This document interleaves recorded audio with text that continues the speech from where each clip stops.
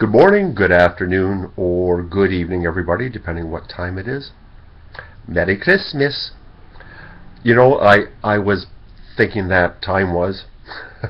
We'd have the martini in one hand, we'd have the smoke going in the other, but, well, those days are gone. This is the bed and breakfast. That means Stella's staying in. She's right next to me, so she'll probably be making a guest appearance. Why I'm recording this video is that, well, one, it's been a while since I've said hi to y'all, and two, I wanted to read you this year's Christmas story, because, well, you're all grown-ups and whoever ever reads you stories anymore. So I started writing the Christmas stories years ago for Kimberly, and it's a little annual event that I've kept up with. So let's do this year's for you all. So curl up, get a nice cup of hot chocolate, get under a nice blankie, and here is A Fairy Lit by Moonlight.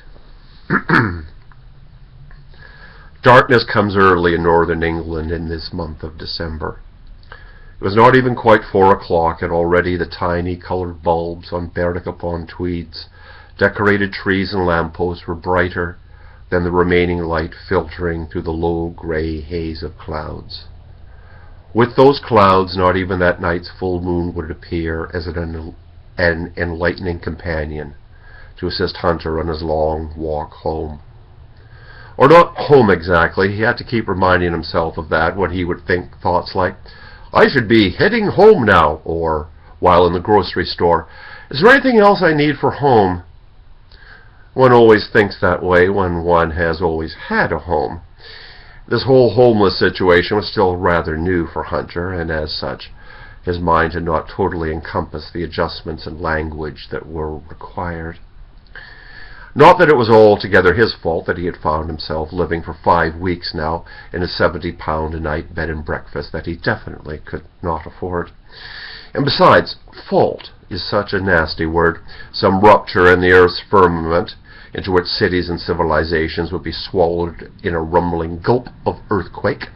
Or fault is the tennis ball soaring past the white chalk line and landing in the wrong rectangle of tennis court. Fault is error and horror and blame. Hunter's homelessness was just how things happened to have turned out.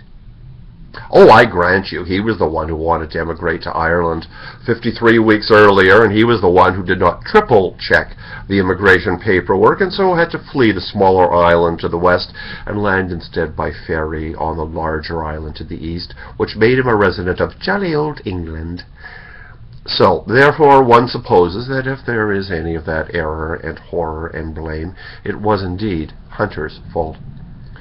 He had chosen his path, surveyed and graded it. Now he had to walk it. Well, let's still be blaming anyone else for his misfortune. In much the same way, there was no one to blame after his first 6-month lease expired, and he had agreed to let on a lovely house in this wonderful medieval town, until the new bathroom had not been installed by the time of the agreed date. Ah, well. And there was no one to blame when the second house, the one with the terraced backyard that led up to the base of the bleached stone walls of the barracks, Elizabeth I had ordered built to protect England from the Scots to the north or the Europeans across the North Sea. No one to blame when the owners decided 3 days before Hunter was to move in that no, they rather liked it here and decided to not move to Cornwall. Hunter rather liked it here too, so he certainly could not look darkly upon the like-minded. Now, Hunter did consider a certain apportionment of blame for the most recent individual encountered on this quest for a home for he and his doggie Delilah. Oh, yes, of course, when he emigrated, Hunter had to bring the dog along. One can never abandon the loyal and the loving. That was the tall, stooped landlady with the duck-footed gait who showed him 2 of 6 hallelujah, vacant flats in her building, one of which even had a working fireplace in it, just like the one Hunter had loved in his former glorious stone gatehouse in Ireland. He had found his new home until the very odd woman stopped suddenly at the base of the stairs and said, "Now I'm going to turn down your application. You said that you're a writer, and that means you'll be around the building most of the day. That would be a threat to the young girls I have coming in as tenants in January. Now, if you'd been, say, studying accountancy in Berwick, that would be all right." To which Hunter did not reply. "If I had been studying accountancy, I would not likely have abandoned Canada in my middle age and followed my dreams of the British Isles now, would I?" No, he did not say that, for to do so would have been as pointless as trying to tune the voices in a box of frogs. And so, nothing. Instead, Hunter's daily ritual was setting the alarm for 7:30, and after 2 10-minute snooze breaks, he would throw on whatever clothes he had pulled from his suitcase the day before, and took Delilah up the steep trail to the field behind the Meadow Hill bed and breakfast, where she performed her morning duties, and had a good stretch of her border collie legs. Hello, border collie legs. Then it was back to his room. He had a separate outside entrance, feed the dog, then go into the main building for his own breakfast at 8:30. The co-owner, Christine, a woman of Dickensian mirth and girth, would greet Hunter with a smile and orange juice and say, "Good morning, any news?"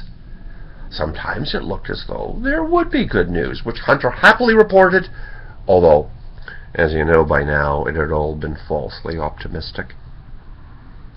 Once back in his room, Hunter would shower and simultaneously rinse out the previous day's socks, underwear, and t-shirt, then lay those across the hot radiator to dry. Then it was look at the email, read The Guardian online, check in with Samantha, the lovely Englishwoman he had enjoyed a torrid affair with that summer, and then start searching through all the various properties to let sites he had joined. There was nothing, and here it was, nearly Christmas. There was nothing, and here it is nearly Christmas, Hunter thought as he sat on the steps of the town hall, eating a chicken curry pasty and drinking a strong black coffee bought from the Greg's Bakery, down the steps and to his right. Cheers.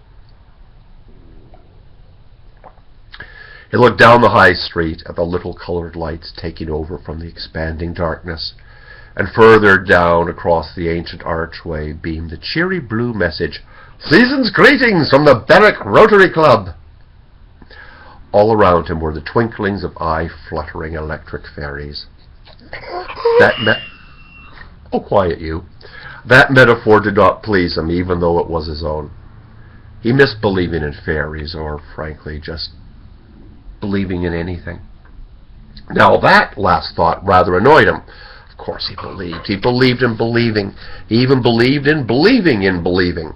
So Hunter took the last good gulp of black coffee and tossed the cup, as I whistled the dog, and tossed the cup and the pasty wrapper into the nearest rubbish bin, and headed over 3 streets away to the special little sanctuary he went to whenever he felt weakened or sad. The Church of Our Lady in St. Cuthbert, as bland a facade as one could ever imagine. It stands flat to Ravensdown Street and is as likely to be a laundry or a bicycle repair facility as a house of God. When he had first come upon it, Hunter wondered if the sheer blandness of its grey stone was perhaps a sort of intentional camouflage. It was a Roman Catholic church, and as students of history know, from time to time in British history, allegiance to the Church of Rome could get you killed. At the time of building, somewhere in the early 1800s, austerity may well have been thought of as a more sustaining virtue than ostentatiousness by the wise men of the diocese. Nevertheless, if one walks through the arch hanging between the church and the vicarage, what emerges is the doorway to the sacristy to the left, a small and neatly kept park to the right, and then following along the red gravel pathway up a few steps, and then behind the church is a simple stone grotto sheltering a life-size statue of Our Lady of Lourdes, attended by small stone angels. To its right on the ground is a brass plaque commemorating the grotto to the Sisters of Mercy for all their work in the parish. The Sisters of Mercy, the same order and same name that Hunter's fellow Canadian Leonard Cohen had sung of, an order dedicated to comforting. When I left they were sleeping. I hope you run into them soon. Don't turn on the light. You can read their address by the moon. Hunter loved Cohen. Although both were poets, they had never met. If they ever did, Hunter would thank him, for it was the now elderly Jewish man from Montreal who first caused the younger Catholic man from Thunder Bay, Ontario, to think in terms of images and lyrics, stories of the journeys of the soul told in simple words. So he sat on the one park bench facing the statue, the church behind him, one plain halogen light illuminating the gentle features of the woman in blue and white robes before him. Hunter rarely came here to think about anything, although when Samantha's common-law husband began cancer treatments, Hunter had come here to pray for that good man's health. We weren't lovers like that, and besides, it would still be all right. No, he enjoyed this place because this grotto was not a place that demanded concentration. Rather, it invited release. Thoughts could be freed like the flock of birds Hunter had seen that morning. An entire flock that chose to rise into the sky and, facing into the hard North Sea wind, rested motionless above as though time allowed itself to stop just for them. If time could have stopped for me, Hunter considered as he watched those birds decorating the sunrise, I would have asked it to have stopped, or at least lingered longer in Ireland. For that was where he had felt the feeling of home. The Faery, next to him on the park bench, placed her hand on his right shoulder and squeezed him lightly through the rough tweed of his charcoal winter coat. Hunter raised his left hand and placed it over where the Faery's hand rested. He continued looking at the statue of Our Lady, imagining its features no longer formed of plaster and paint, instead the softness of skin with life supplying the colors. He knew what the Faery looked like without having to turn. She was in long purple and black silken chiffon robes with iridescent wings neatly folded beneath the cascade of loose black curls that framed her benevolent violet eyes. Hunter had seen the Faery so many times, though they had never met, and he heard her voice, that soft, quick Irish lilt that had teased and scolded and made him laugh with tears and tear his eyes without laughs, even though she had never once spoken an audible word. He felt her say, "Do you know how William Blake met his wife? She saw him sat on a park bench like this one, and she walked up and said her very first words, 'You are the saddest-looking man I have ever seen.'" That made Hunter smile, and raise both an eyebrow and a twinkle in his eye below the brow. He said aloud, "Is that what I am to you, the saddest man you have ever seen?" She thought, as the full moon had found its way through a gap between clouds and caused the Faery's skin to shine in white mixed in robin's egg. Then she sat straighter and replied, "What do you think you are?" "Really now? No, can't be. There are starving people, men dying in hospital beds, men who have just arrived home to find their houses cleaned out and a note saying, 'I'm taking the kids, goodbye forever.' No, I'm nowhere near as sad as any of them." Now it was the Faery's turn to have the twinkle spark in her eyes. This was crack. "So you claim to know what they feel like, do you?" "Of course I do. They're miserable, frightened, at a complete loss as to what comes next. That's not hard to figure out." The Faery restrained a smile behind her hand. She said, "Right now, there is a man standing in the card aisle at Boots trying to decide which card to buy his wife. How does he feel?" "How should I know?" Hunter was feeling the Faery's rhetorical snare gathering around his ankles, yet that was fine by him. He might be amused or stressed or full of romance. He knows, but... Oh, damn, you're good. Now he turned to face her. "You really don't know, now do you?" She was triumphant, yet not gloating, or at least not much. "You win," said Hunter. "The only feelings I know are my own. But does that make me the saddest man on earth?" All who are sad are the saddest. All who are happy are the happiest. All who love are love. The fairy shivered slightly and rubbed her hands against her bare arms. Hunter noticed. You must be freezing. Here, let me give you my coat. He started to pop the dome fasteners until she held out one long white hand to stop him. I like being cold. I've told you many times. I love the cold, the wind, a storm. I make tea and go and sit in my garden swing and enjoy it. Do you remember anything that I tell you? Now Hunter was staring straight into her eyes, blue meeting violet, and now it was the statue that was felt yet unseen. There was affection in his tone. I remember everything about you, or at least I try to, and I think I do. You were the first friend I had in Ireland, before I even moved there. Do you miss it? I miss you. We never met. How can you possibly miss me? Hunter grinned and his dimples stood like bookends. What is the man in the card aisle thinking? He cocked his index finger and thumb, then pointed at the fairy. Gotcha! For once. Her laugh was like a wind chime found in a wild forest. The wind began to pick up and thin bands of clouds began to cross against the moonlight. The fairy said, You know I can only stay as long as the moonlight allows me to. Why are you here in this grotto alone in the evening? I've been out walking the streets hoping to find a for rent or a for let sign in a window. I need somewhere to live. That's all I want for Christmas. Home. She began to speak quickly. You had a home in Ireland. I know I did, but you know my papers were screwed up and I had to leave.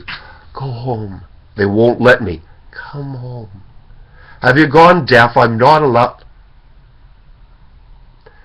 The clouds folded together and drew curtains across the scene of the moonlight and the fairy. Left in the audience was Hunter in a grey wool coat turned away from a statue of Our Lady lit by a single halogen lamp. He was staring across an otherwise empty park bench at the red gravel pathway leading to the grotto. His right hand held in a gesture, half beckoning, half touching nothing but air and memory. He twisted his body back to where he faced the statue. Soon he would start the long walk back to the bed and breakfast. But first he said aloud a question and a request. How? Show me how to get home. Merry Christmas. The end. So there's the story. And oh, now you settle down and curl up on the pillow. Cooperative young animal. Anyway, hope you enjoyed. Have yourselves a merry little Christmas.